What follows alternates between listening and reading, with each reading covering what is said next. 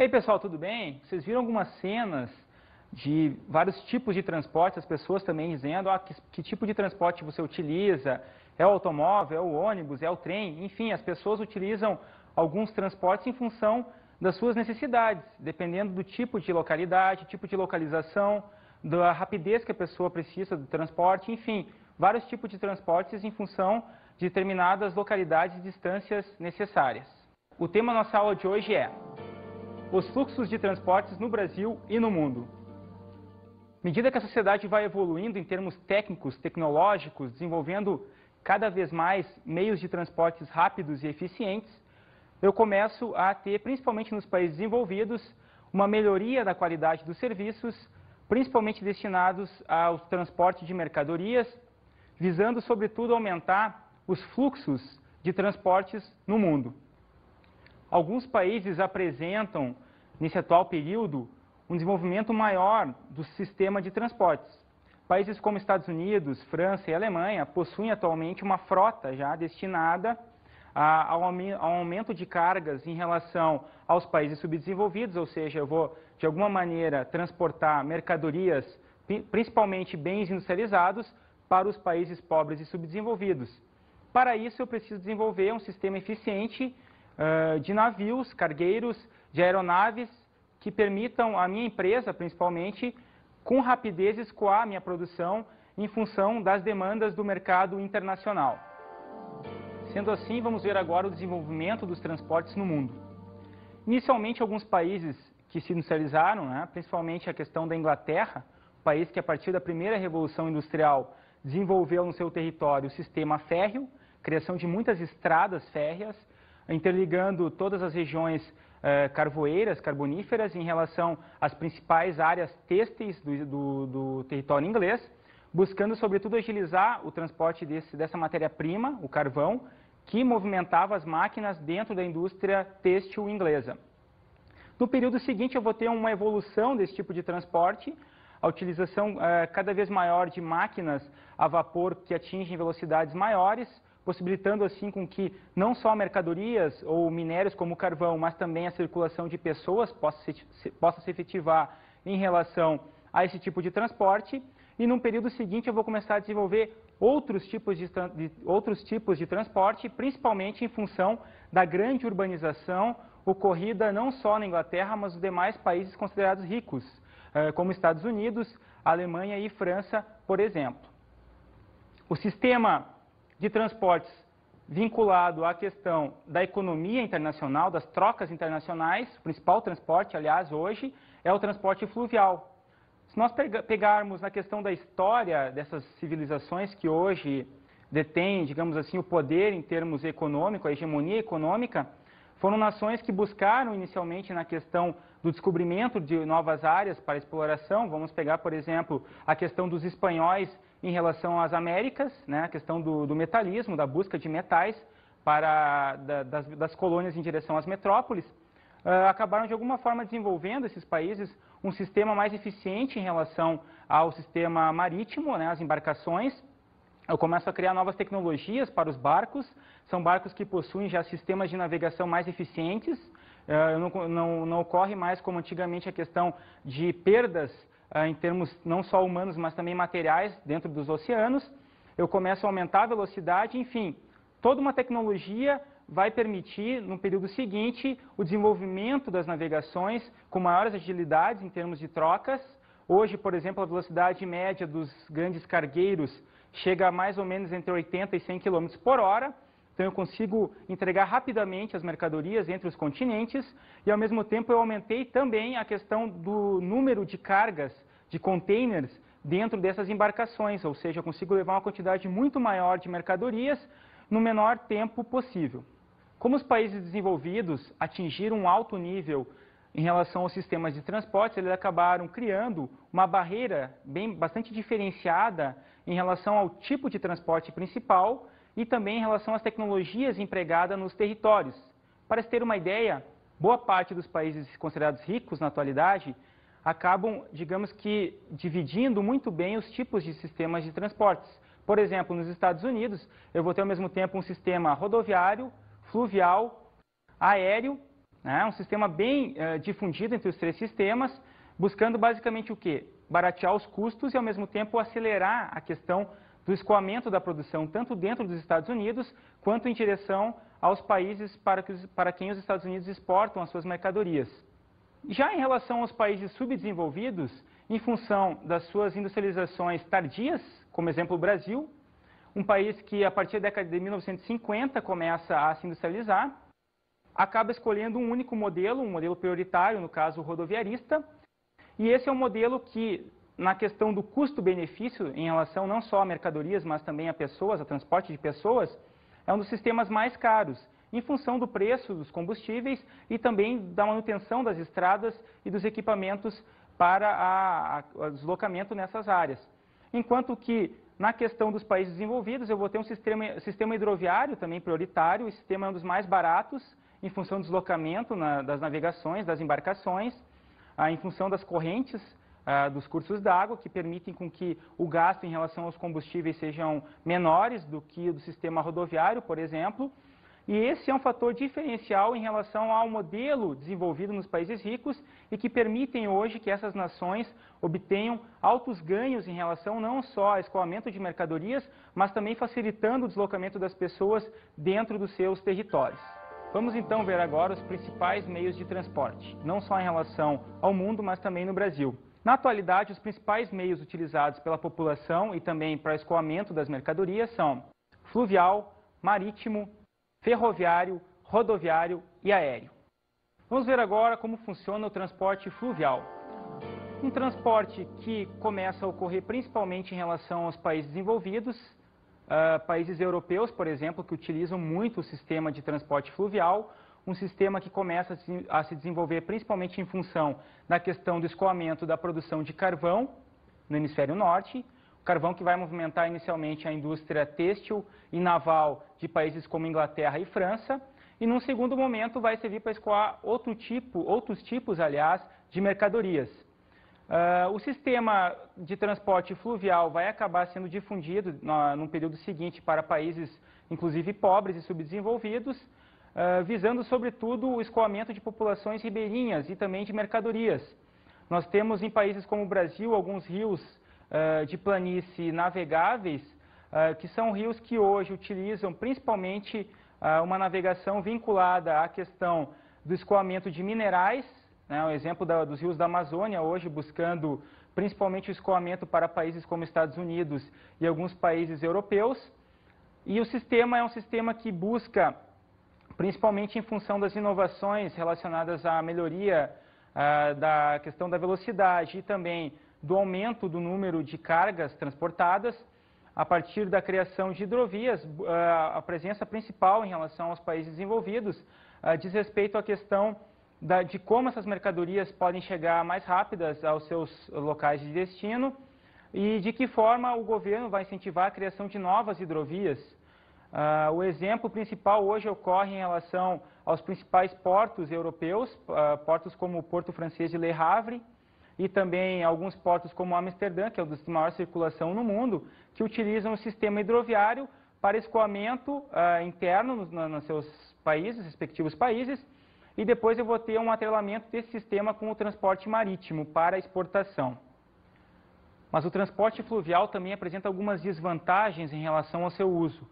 principalmente no que diz respeito à questão dos impactos ambientais causados nas áreas de construção de hidrovias, por exemplo. Nessas hidrovias,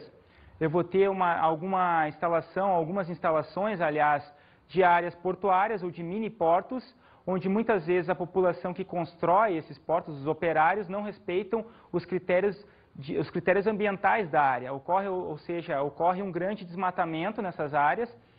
e, ao mesmo tempo, eu vou começar a ter uma poluição também em relação ao tipo de mercadoria que é deslocado, que é transportado. Eu posso ter também impactos na questão não só da vegetação, mas também em relação à fauna existente na área. Pode ocorrer também diminuição no número de peixes, por exemplo, isso em função do grande fluxo de transporte, o grande fluxo de mercadorias escoadas por essas áreas, por esses canais, por essas hidrovias. Então, eu tenho também algumas vantagens e desvantagens em relação ao transporte fluvial no Brasil e no mundo. Outro tipo de transporte importante na atualidade é o transporte marítimo, que em muitos casos está atrelado ao sistema de transportes fluvial. Porque a partir do escoamento interno, vou dar um exemplo agora, a questão da soja no Brasil, a soja é escoada principalmente a partir da maior região produtora na atualidade, que é o estado do Mato Grosso, em direção ao porto de Paranaguá, utilizando os sistemas ferroviários e também o sistema fluvial, através de algumas hidrovias. Esse escoamento vai chegar até os grandes portos, né, o porto de Paranaguá, o porto de Rio Grande e Santos também, e a partir daí eu vou começar a ter o deslocamento em relação aos países compradores da soja brasileira, países como China, Estados Unidos e alguns países europeus. Como se dá então o transporte dessa soja e de outras mercadorias, não só commodities agrícolas, mas também produtos industrializados brasileiros? Principalmente a partir da evolução do sistema de transporte de cargas, com os navios cargueiros, levando uma grande quantidade de containers, né, tanto para a questão de embalagens, quanto para a questão do transporte de óleo e de farelo de soja, buscando, sobretudo, aumentar o rendimento, a arrecadação brasileira em relação ao seu PIB, ou seja, vou começar a ter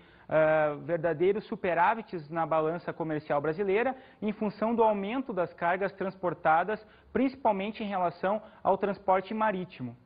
As inovações tecnológicas ocorridas em relação ao sistema de transporte marítimo permitiram que ocorresse, ao mesmo tempo, um aumento no número de cargas destinadas à exportação, principalmente, e também uma melhoria em relação aos portos, tanto os que recebem as mercadorias, quanto os que acabam exportando as mercadorias.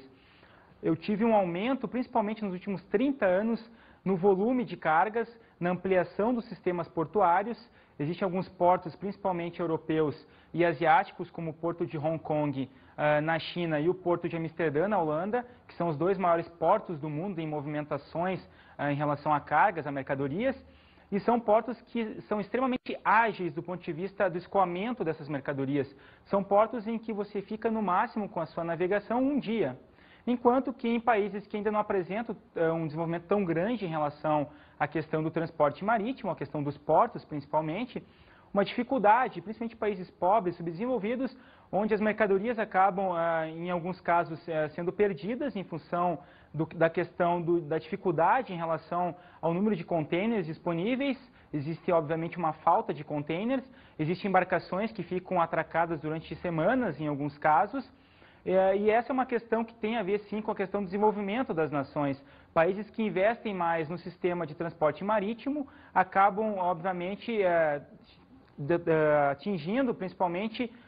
o principal ponto em relação à economia mundial, hoje ao comércio mundial, que é a questão de transportar as mercadorias com rapidez, com agilidade e com novas tecnologias, não só em relação à velocidade das embarcações, que é cada vez maior, mas também em relação à recepção delas nos portos, tanto de saída quanto de chegada das mercadorias.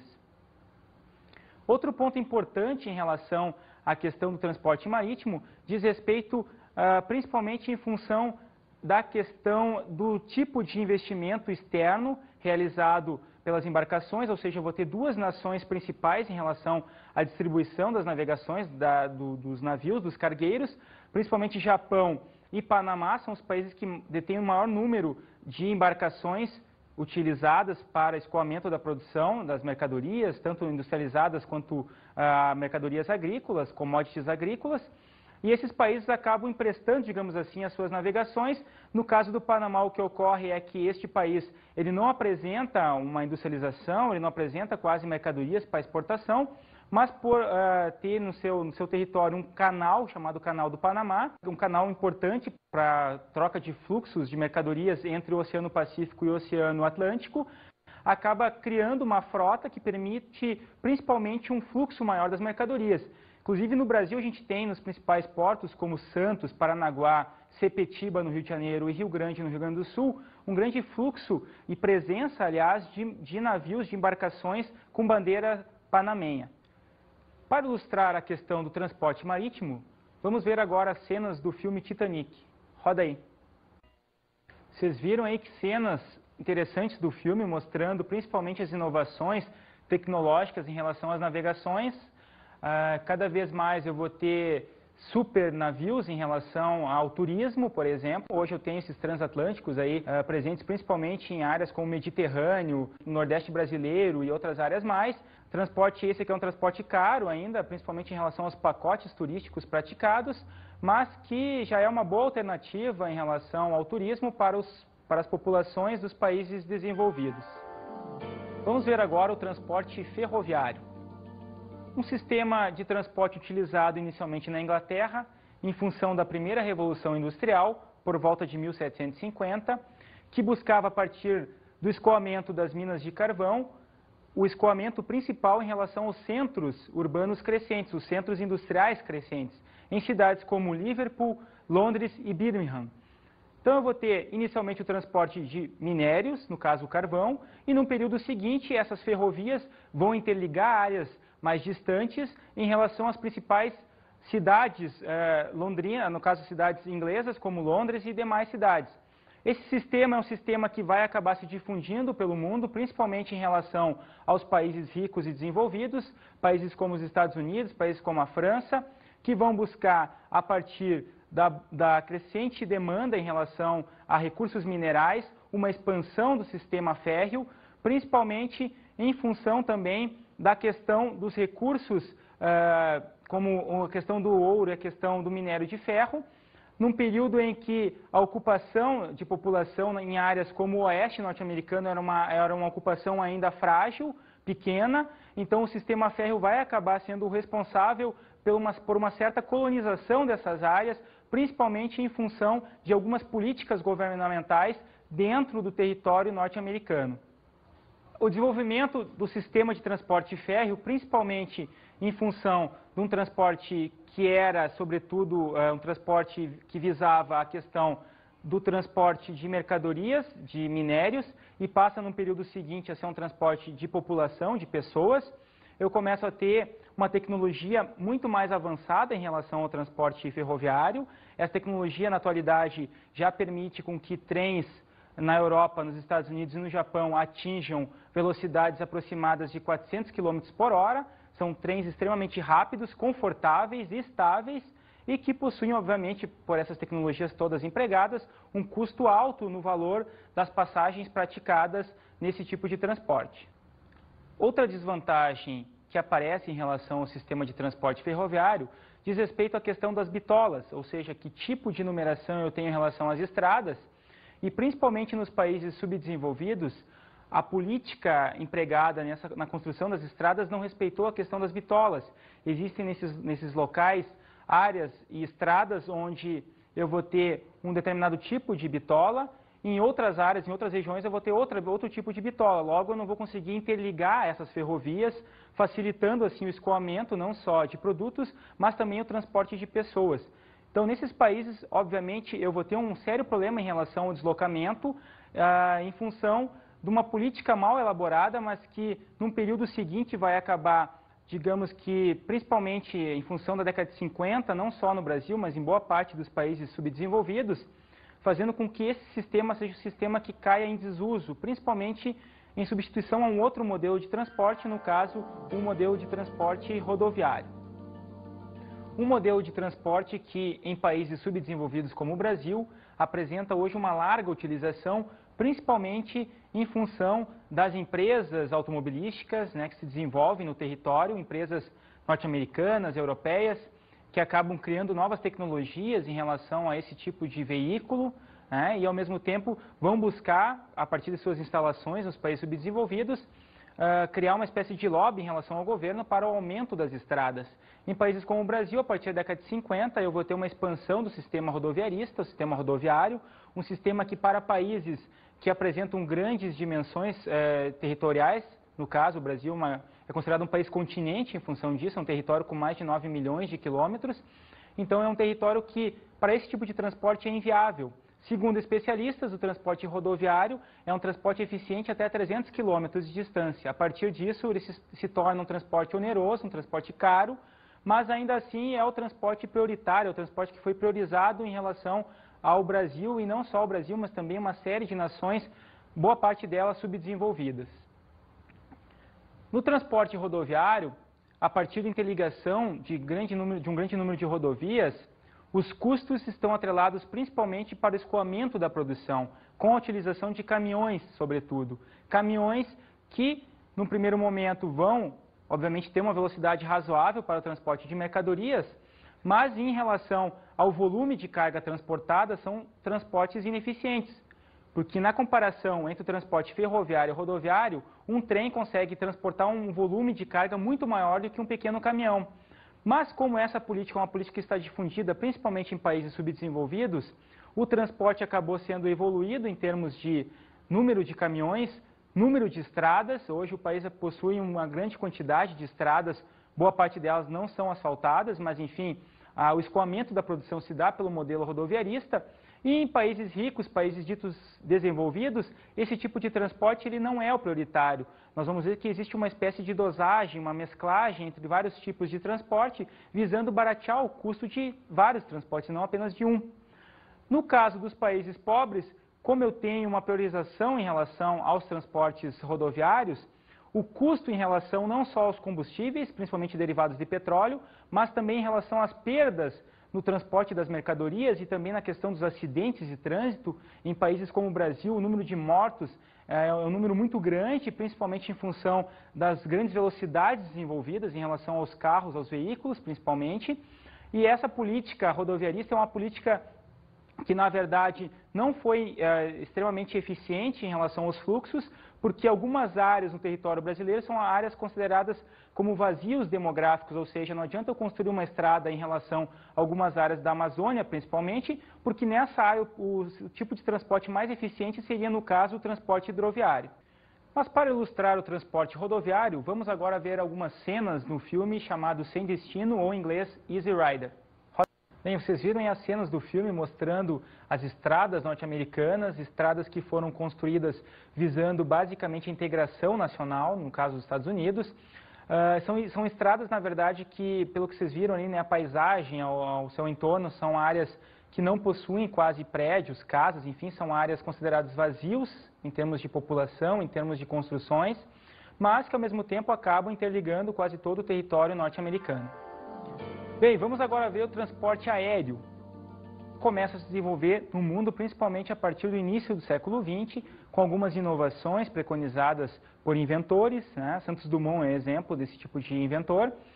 E no período seguinte eu começo a ter a criação de empresas que vão construir os aviões, empresas como a Boeing, empresas como a Airbus, que vão acabar, digamos que, monopolizando o mercado mundial em relação à construção de aviões. São as duas grandes empresas em relação a esse setor. E ao mesmo tempo que elas começam a desenvolver novas tecnologias, aeronaves maiores, que atingem maiores velocidades, também tem maior autonomia de voo, eu vou ter também uma espécie de barateamento em relação ao preço praticado, no caso das passagens aéreas, e obviamente a população dos países ricos vai começar a utilizar esse tipo de transporte, principalmente em função da sua praticidade em relação à velocidade. Hoje eu consigo viajar em relação a países em questão de horas, e esse tipo de comodidade, de velocidade, permite principalmente para pessoas do ramo de negócios, executivos, uma praticidade, uma velocidade maior em relação à agilidade dos seus negócios, a agilidade em relação às grandes empresas, principalmente transnacionais. O transporte aéreo passa na atualidade por uma crise, principalmente em função aos atentados de 11 de setembro nos Estados Unidos, 11 de setembro de 2001, quando alguns aviões foram utilizados, na questão do terrorismo, e no período seguinte eu começo a ter uma espécie de alarde internacional em relação à utilização desse tipo de transporte. Obviamente que algumas companhias norte-americanas, as maiores, como a American Airlines, já passavam por um período de crise, mas na atualidade tentam de alguma forma sair desse período e entrar num período de aumento da sua lucratividade, principalmente em função a novos voos em direção a países subdesenvolvidos e em cidades como São Paulo, Buenos Aires e Cidade do México. Vamos ver agora o transporte no Brasil. O sistema de transportes brasileiro é um sistema que vai passar a predominar principalmente em função de alguns ciclos econômicos, ou seja, dependendo do tipo de economia que o país vai adotar, no caso, eu vou ter um tipo de transporte prioritário. Por exemplo, na questão do café e da cana-de-açúcar, eu tinha a utilização principal do sistema ferroviário. Tanto é que boa parte das ferrovias que até hoje estão em funcionamento, localizadas algumas no estado de São Paulo, na região sudeste, foram instaladas, foram criadas principalmente em função das exportações de café, por iniciativas inicialmente de alguns empresários, alguns capitalistas do ramo, e num período seguinte a partir de capitais estatais, capitais governamentais. Um outro tipo de ciclo econômico que vai acabar mudando, digamos assim, a matriz de transporte brasileira, diz respeito à questão da industrialização. Quando o Brasil começa a atingir, obviamente, um modelo mais industrial, o Brasil começa a se inserir, na verdade, na industrialização e hoje já é considerado um país industrializado, no caso, um país industrializado, eu vou ter um novo modelo de transporte implantado aqui dentro do território. Esse modelo, no caso, é o transporte rodoviário. O transporte rodoviário vai acabar se desenvolvendo no país, principalmente a partir da década de 50, com investimentos do governo federal na expansão e na melhoria das estradas, e também esse fator de expansão das estradas está atrelado à questão da presença de um grande número de fábricas de automóveis oriundas dos Estados Unidos e de alguns países europeus, que acabam criando uma espécie de lobby em relação a esse governo, no sentido de que deve ocorrer uma expansão do sistema, visando, obviamente, um maior aumento, né, em relação ao consumo de veículos, à compra de veículos em relação à população brasileira. As principais estradas brasileiras, as rodovias brasileiras, são aquelas que interligam, digamos, o sul do país ao norte. Alguns exemplos de grandes rodovias, a BR-101 e a 116, que interligam alguns estados da região sul a estados nordestinos. Outras rodovias que foram criadas já nos governos militares, visando sobretudo a questão da integração territorial brasileira, né, integração nacional, foram a Belém-Brasília, que interligou a capital a uma cidade, no caso a capital lá do estado do Pará, uma estrada importante na questão dos planos de colonização da Amazônia. A gente vai ter, na verdade, as estradas visando uma ocupação maior em termos populacionais, porque aquela área até hoje, a região norte, aliás, é uma área considerada um vazio demográfico, pouca população, e como o território brasileiro é um território quase que continental, né, isso a gente considera muito em geografia, o Brasil é, assim, um país continental. Para se ter uma ideia das dimensões desse território, cabem dentro do território brasileiro 14 Franças, ou seja, eu tenho 14 vezes o território francês dentro do Brasil. Ou seja, é um país continental em que o sistema rodoviário, por ser um sistema extremamente caro e ao mesmo tempo violento em relação ao trânsito, na verdade não foi uma escolha, digamos, das melhores, mas foi o modelo implantado e hoje a gente vai ter uma série de inovações em relação ao sistema rodoviário. Principalmente em função da questão do custo das estradas. As estradas de rodagem no Brasil são extremamente caras e como o governo não consegue mais suprir as deficiências das estradas, as demandas em relação à manutenção, ele acabou no período seguinte, digamos que privatizando parte do sistema. Foi criada uma espécie de autarquia federal chamada DAER, que controla as estradas brasileiras e é responsável pela manutenção, mas que não consegue mais dar conta do número de estradas para serem, de alguma forma, saneadas em relação às suas deficiências. Então, o governo resolveu no período seguinte, principalmente os governos estaduais, as estradas não são apenas federais, mas também estaduais, esses governos resolveram, de alguma forma, abrir concessões, né? Então, a gente vai ter concessionárias que cobram, né, para, digamos, melhorar a condição dessas estradas. De que forma que ela cobra? Na verdade, existe uma espécie de custo em relação a pedágios. Eu tenho a instalação de praças de pedágio, onde a população paga valores diferenciados em relação aos veículos de passeio, caminhões e ônibus. E a questão do transporte hidroviário no Brasil? Como funciona? Esse tipo de transporte, na verdade, ele é secundário em relação ao país. Um transporte que está muito atrelado à questão das populações que vivem em áreas consideradas vazios demográficos, principalmente a região norte do Brasil, onde existem rios de navegação, rios, na verdade, de planície, que são navegáveis, rios como o Rio Amazonas. Então, a população ribeirinha desta região acaba utilizando esse tipo de transporte, tanto para a compra de mercadorias. Para se ter uma ideia, nessas regiões existem rios que permitem a utilização de grandes embarcações que vão funcionar também como supermercados. A gente vai ter em relação hoje à Amazônia alguns navios que utilizam-se de mercadorias, venda de mercadorias, porque essa população que vive na Amazônia não tem muito acesso a mercadorias e serviços. Então eu vou ter uma série de embarcações, não só em relação ao comércio, mas também embarcações que funcionam como unidades médicas dentro desses rios, que vão facilitar, digamos, a vida da população existente nestas áreas. No caso do transporte hidroviário visando a distribuição das mercadorias no território brasileiro, na atualidade a gente vai ter principalmente a questão das formações de hidrovias, de construção de hidrovias, principalmente em função de alguns capitais governamentais, em relação à questão da soja, no caso do Centro-Oeste, a questão da hidrovia Tietê-Paraná, que vai utilizar o escoamento, e também na hidrovia do Rio Paraguai. As hidrovias têm, obviamente, uma questão principal, que é a questão do custo envolvido na questão da distribuição das mercadorias, é um custo bem menor em relação às ferrovias e também em relação às rodovias, mas eu vou ter uma série de impactos ambientais causados pela construção desses canais, dessas hidrovias, principalmente em função da questão da diversidade dessas áreas. Imagina a hidrovia do Paraguai, que está muito próxima à região do Pantanal, uma área considerada de preservação natural e que já sofre alguns impactos em função da construção dessas hidrovias. E finalizando, vamos ver o transporte aéreo no Brasil. Um transporte que vai começar, obviamente, a se efetivar no território a partir da criação de uma companhia chamada Varig, Aviação Aérea Rio-Grandense, que na década de 30 começa com os voos comerciais a se expandir. Hoje, esta companhia tem já voos internacionais há um bom tempo funcionando, e ao mesmo tempo que a população começa a adquirir um certo consumo, e principalmente em relação à renda, a renda per capita brasileira, da população brasileira começa a aumentar, os voos, tanto domésticos quanto internacionais, também começam de alguma forma a se efetivar e as companhias começam a se expandir. Obviamente que a partir da crise dos combustíveis e também em relação à crise aérea enfrentada principalmente nos Estados Unidos, algumas companhias brasileiras começam, obviamente, a passar também por crises em relação ao número de passageiros e também em função dos altos custos praticados nos aeroportos. As taxas que são praticadas acabaram, de alguma forma, fazendo com que companhias como a Transbrasil, por exemplo, decretassem falência.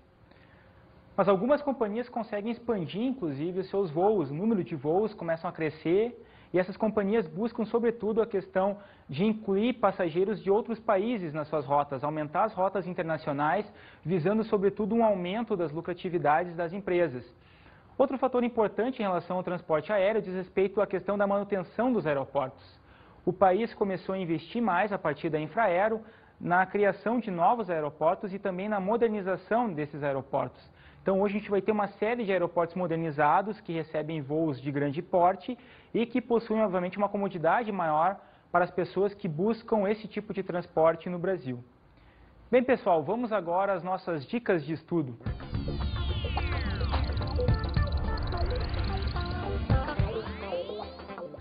Bem, pessoal, uma dica de estudo importante para trabalhar a questão dos transportes no Brasil é o site www.infraero.gov.br. Neste site, vocês vão poder ter informações a respeito dos aeroportos brasileiros, tanto em termos de movimentação de passageiros, quanto em infraestruturas existentes nessas áreas. É um site justamente importante para vocês analisarem essa questão dos transportes. Espero que vocês tenham gostado da nossa aula. Bons estudos!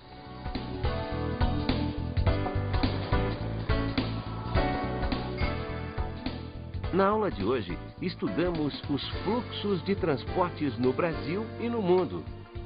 À medida que ocorrem inovações tecnológicas, não só em países ricos, mas também em países pobres e subdesenvolvidos, os sistemas de transporte como hidroviário, ferroviário, aéreo e rodoviário começam a se expandir, principalmente em termos de número de populações que ocupam e que utilizam esses transportes e também em relação ao volume de cargas utilizadas para os transportes respectivos.